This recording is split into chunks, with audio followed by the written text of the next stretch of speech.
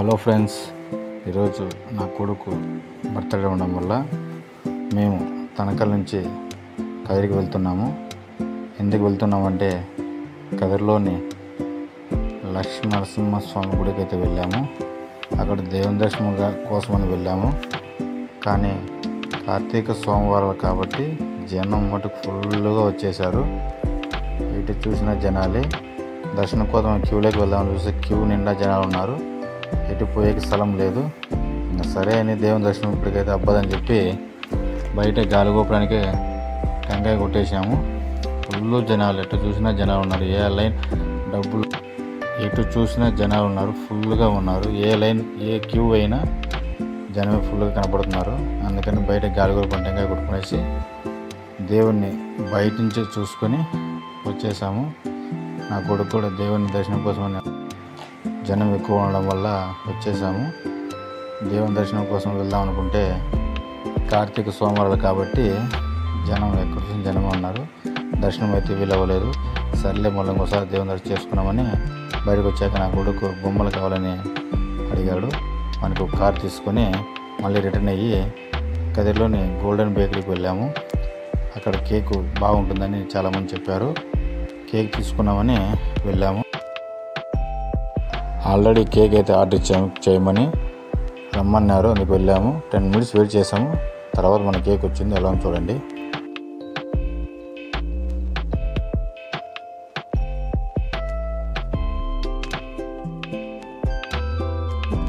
Vanilla flavour cake బాగుందా friends?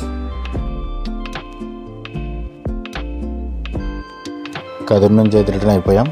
తర్వాత ఇంటికి వచ్చి ఇంట్లో డెకరేషన్స్ స్టార్ట్ చేసాం.